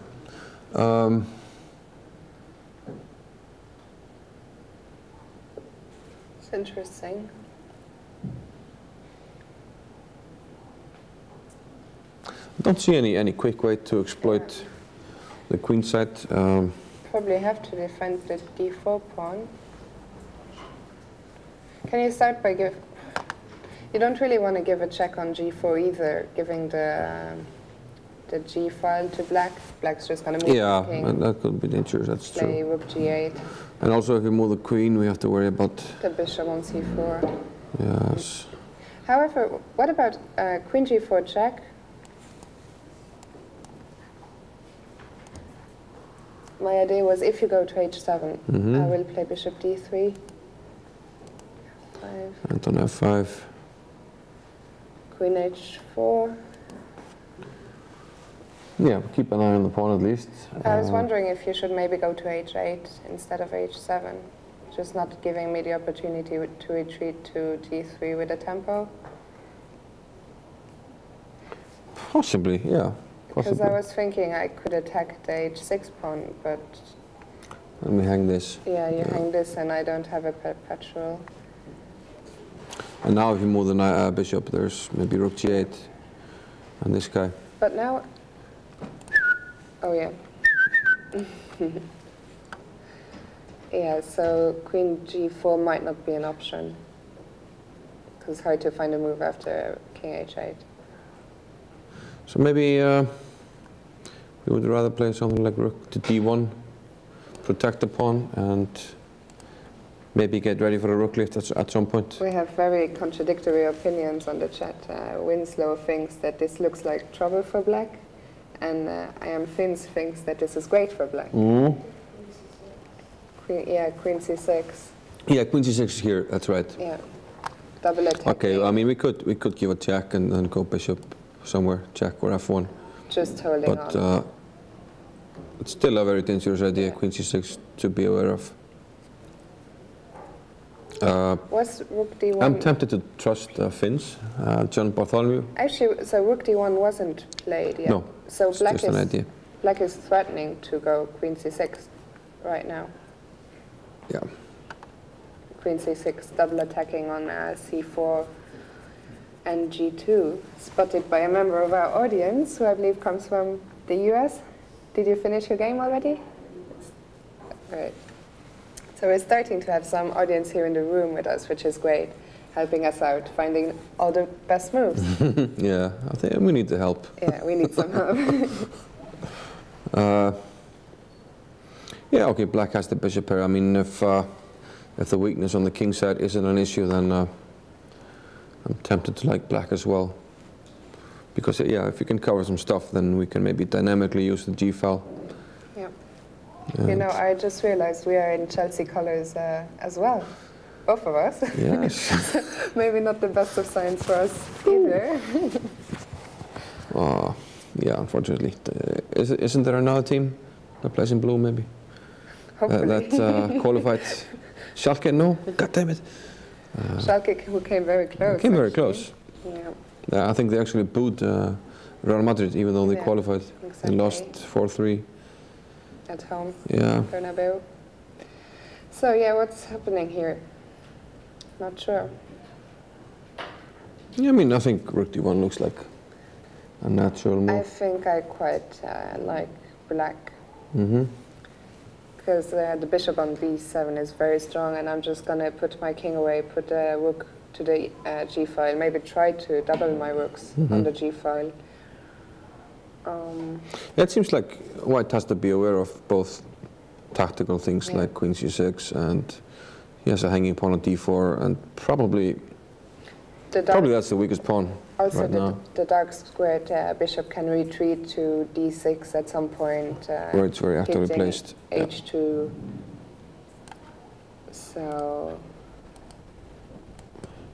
Drunken arrow. What's a horse? Drunken bishop, alluding to my English team. Drunken Knights. Drunken Knights. Yeah, you'll have to see. Maybe this piece of run will be halted in this game, but let's hope not. Let's keep moving on. What time did you look at? Maybe, have you looked at Jakov Norowitz already? Yeah, it was a rather quiet game early on. Okay. So we have... Shall we go to Alex Fier again? Board 3.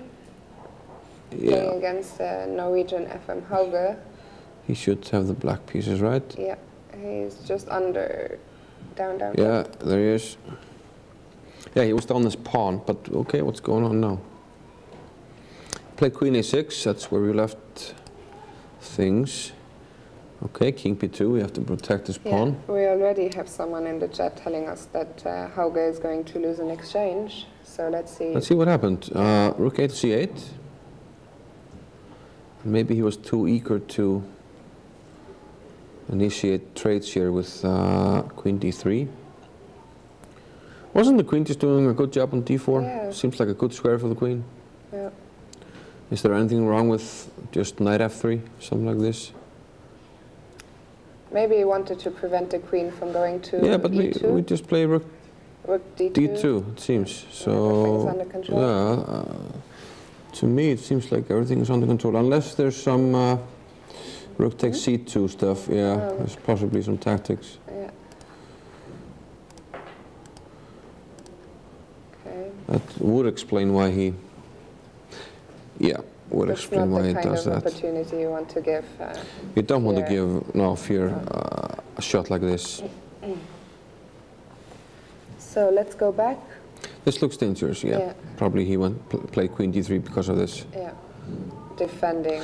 Also, yeah, maybe it can be a practical decision to, instead of calculating stuff like this, just to avoid it with queen d3. Just defending the c2 pawn. But now queen b6 and f2 is under attack, which he ignored with knight e2. So do you think knight e2 was possibly a blunder or mistake because of knight g4? Quite possibly. What happens after... Okay, it's not a great square, but we can maybe play knight h3. Maybe he was worried, like knight h3, there's maybe rook c5, now we're hitting this pawn. Do you think white can ever place And if we protect it, let's say like this, now we can take on c4 actually. Yeah. So if we try c4 immediately, probably rook c8 looks active. Yeah, and now black is, he's getting his compensation now. Yeah.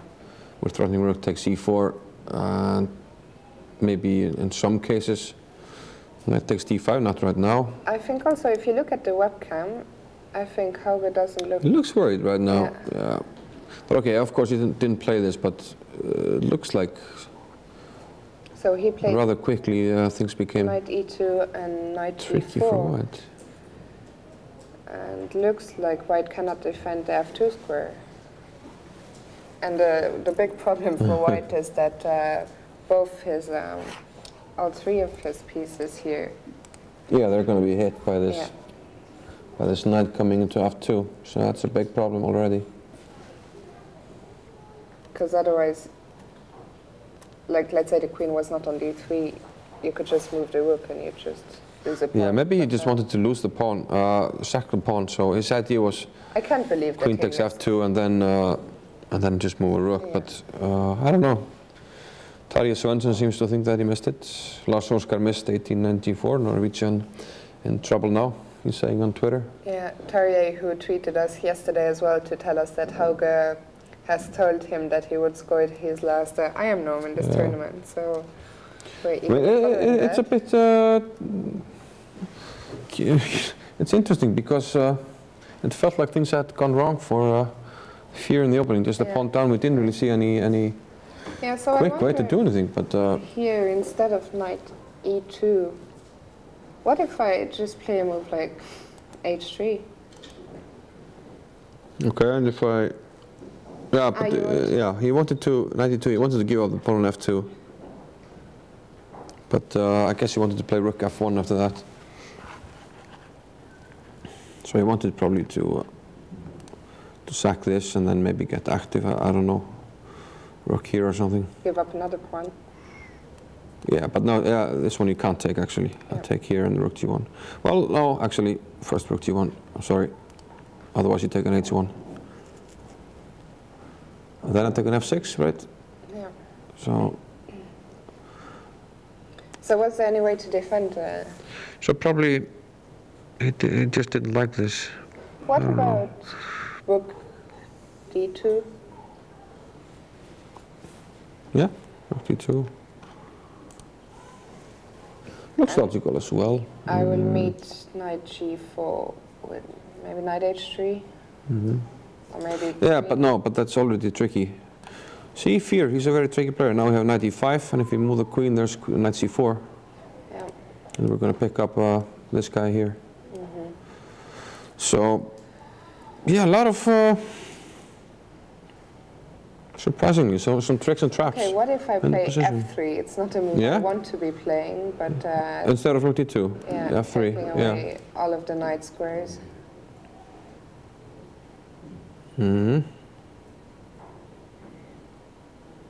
So maybe no knight d7 because we saw that knight e5 is a strong idea.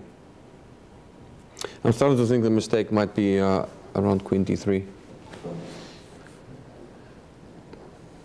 But okay, it's clear that things have gone wrong for Lars Oskar and completely turned around. So we're gonna go to board 21. Yeah. Johannesson against Angula Mali. The Icelandic international master, Guðmundur Kjartansson. let's quickly go over the opening moves. We have an English opening here, early queen c2, didn't want to get double pawns. And this looks a bit weird, but we sometimes see this in a Nimsa-Undian, this bishop on a5. Yeah. It looks a bit funny, but it's okay. At some point you have to take on c3, which you did already. Bishop e7, b4. I already like white just because of the bishop pair. Yep.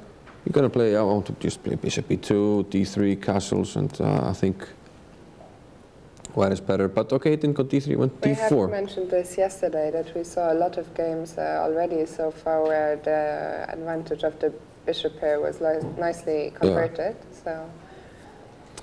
Okay, he went d4. Another option is d3, because d4 you also give up the e4 square for the knight. So I would prefer myself to play d3. Play d3. And this reminds me of a game, Kramnik against Elvest, which was in Kramnik's book, My Life in Games, where he played a really nice game. Ended up sacrificing on e5 after black played e5. But Gummi, he went for d4 instead. And now queen e7.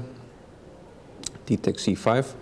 So okay, at least he's opening up this diagonal, which could prove dangerous. b5. But like we said, knight into e4 is a possibility, but black here it's a sharp option. Yeah. Yep. He's giving up the pawn on g7 and castles queenside. Queen h6, rook hg8, and rook g1. So white is certainly not castling kingside, because that walks into too many active pieces. But how does he castle? I mean, he needs to take care of the f2 pawn. So some things to take care of before white can castle. So black probably does have some compensation for the pawn, but nothing that I think Gummi should be able to figure things out. And I think this is going to be an interesting Yeah, it could game. be interesting. Black needs to get violent at some point. Yeah. So we will come back to this later. We will now go back to Ingvar, Gretarson. Which looked crushing. Very, very promising, we left to it. say the least. Okay, she went back to f3. And that's just a waste of time. Like g5, queen f6, you just gave black a free move. Exactly. And a useful move. So g4 and now queen e3. So compared to the position earlier, now queen g5 is not an option, but on the other hand, h6 is hanging. And Ingvar doesn't rush things. Yeah, but it's simple to prevent that threat. Yeah, the pawn. Now white must... Radical measures here. White played f4.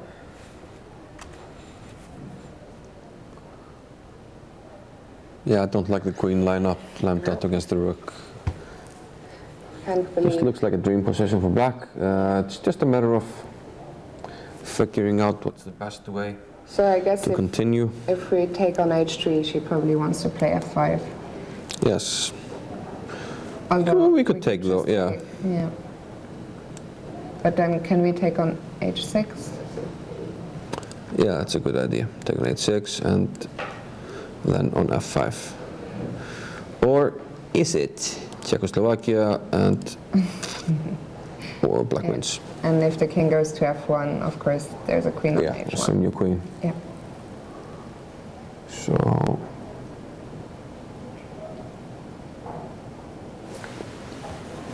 it seems like a lot of good options for black. Taking on h3 is the obvious one. You could start with bishop f5. Oh, do we have a move? Yep. He took on h3. He took on h3, and judging by the body language of Abdul Malik, she doesn't feel very comfortable. Yeah. I think this must somehow. Yeah, this just looks. Yeah. Like it should be soon, game over soon. Something drastic like g3 just leaves the white squares too weak. We're just gonna put the bishop on f5, and then and then e4, and things will fall apart. Yeah, the problem is that white is kind of defending with 2 pieces only. While Yeah, he has his queen side home. Still stuck. Yeah, Grétarsson's biggest fan there, Birgir, his brother. Having a critical look at the position. He's the most nervous person I've ever seen at a chess tournament, and he's not even playing. I love the guy. So we will check in on this as soon as so we'll go to Grandelius's game. Yeah. Oh, good. I think I can almost guarantee a win for here or there. It's just too much.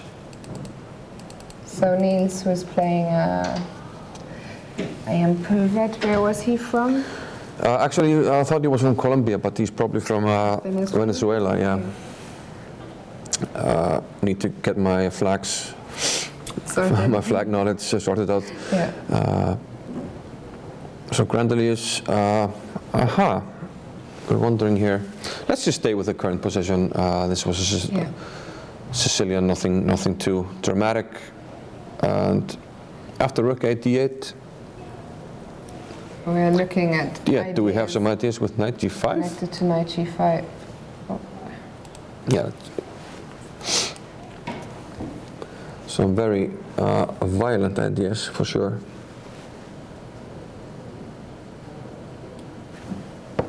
Okay, so what? Let's just try it. Let's just try it. Okay, so let's first of all have a look if black simply takes the piece. When he gets mated, bishop takes h7. Bishop takes. And Queen. Either queen h5 or bishop g6, maybe. Yeah, queen g6. Queen h5 looks quite strong. Yeah. And then simply bishop g6 and mate. Can't really prevent. And like if you go rook e8, we have made the one with knight f7 also, so too many ideas to counter. That's nice. Okay, so taking on g5 is probably the critical move. Yeah. And let's say let's try queen h5. Well, there's knight f6 then, so there's also queen takes e6.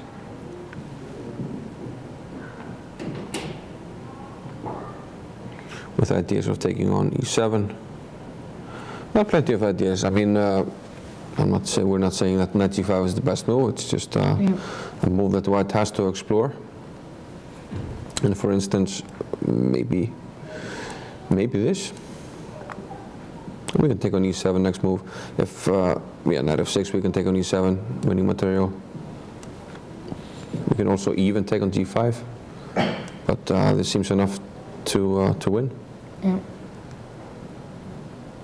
So if f takes g5, queen takes e6 looks like an option for sure. If rook interposes, we can probably just take on g5.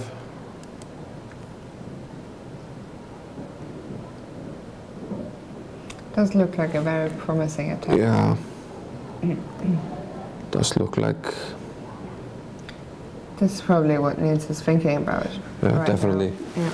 Rook a8, did he? So white played actually after f6 was played after 16 minutes. Bishop d6 took 17 minutes, but rook a8 was played after only 58 seconds. Could that be? Would be very surprising. Maybe black just didn't see. Knight g5. Yeah. Yeah, maybe he thought rook d8 is forcing the bishop to make a decision. But knight g5 looks very promising. Any? We have our producers here wondering, asking us if we have any more matching outfits. I do have a very nice pink sweater. I'm not sure if you can match that. I have a pink shirt. I also have a blinking kind of glittery sweater. I can't match that now. No. So you're gonna bring that tomorrow? Maybe. So maybe I go to the store and find something matching. Some glittery outfit. So guys, we're gonna go on a short break and we'll be back with you in about 10-15 minutes. Yeah. So thank you very much for watching and stay tuned. Welcome to chess.com. Chess.com is social. Now you can play chess with your friends whenever you want, whether that's middle of the day or middle of the night. You can get instantly matched up with one of over 5 million other members from around the world. You play live games in real time, turn-based games at your convenience, or tournaments with anyone at any time. Chess.com is mobile. You can play online from your computer, or you can play on the go from your tablet or your smartphone. No matter where you go, whether you're at work, grabbing a bite to eat, or just enjoying some time at the park, your games are there with you, and keeping multiple chess games going has never been easier. Chess.com is for learning. Don't just play chess, get better. The best chess training resources have never been more accessible. Learn essential chess strategy quickly and easily with the extremely popular Tactics Trainer tool. Improve your game in ways you didn't know were possible with training videos by chess masters. And regardless of where you're at now, take your game to the next level with multiple simple-to-use training tools. Chess.com is for everyone. Over 250 million chess games have been played on Chess.com. And it doesn't matter if you're a beginner or a grandmaster. Chess.com is the place to play and learn chess. So create your free account now and see what Chess.com is for you.